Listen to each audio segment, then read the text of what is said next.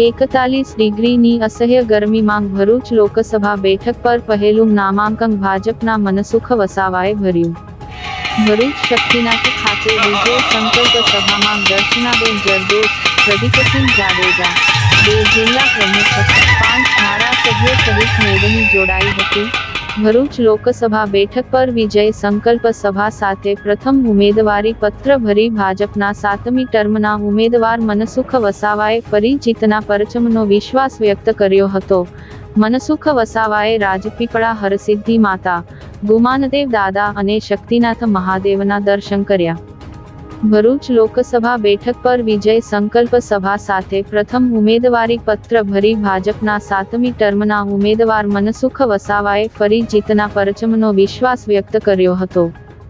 ભાજપના ભરૂચ લોકસભાના ઉમેદવાર મનસુખ વસાવા આજે સોમવારે 12:30 કલાકે વિજય મુહૂર્તમાં પોતાનું નામાંકન કરવા રાજપીપળા નિવાસ સ્થાનેથી વહેલી સવારે નીકળ્યા હતા।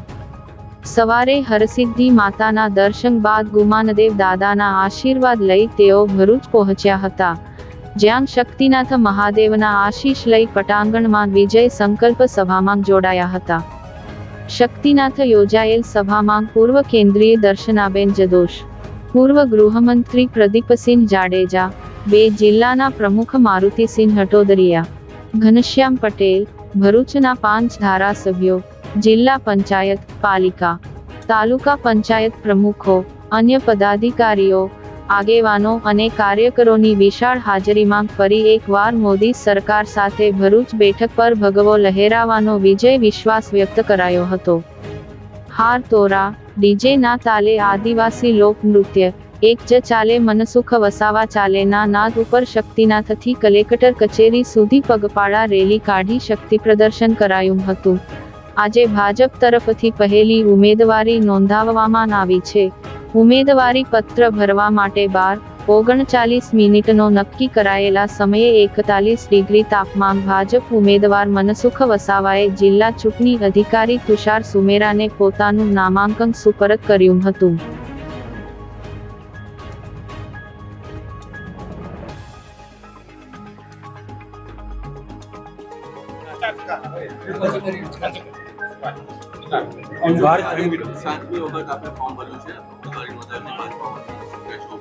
ભારતીય જનતા પાર્ટી મને આ 7મી વખત ભરૂચ લોકસભા માટે ઉમેદવાર તરીકે પ્રોજેક્ટ કર્યો છે।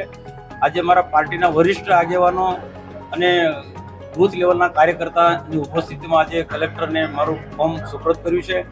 આજે કાર્યકર્તાનો જુસ્સો જોતા મને સંપૂર્ણપણે વિશ્વાસ છે અને વિશ્વાસથી કહી શકું છું કે પાછલા જે પણ અમારા પાર્ટીના જે રેકોર્ડ છે લોકસભાના, એ બધા જ રેકોર્ડ અમે તોડીશું। ગયા વખતે 3.5 લાખનો રેકોર્ડ હતો, એ પાર કરીને આ વખતે 5 લાખના માર્જિનથી આ વખતે ભારતીય જનતા પાર્ટીએ ભરૂચ લોકસભા જીતવાનું છે। ચૈતર વસાવા અને દિલીપ વસાવાનો ત્રિકોણ યોજન છે।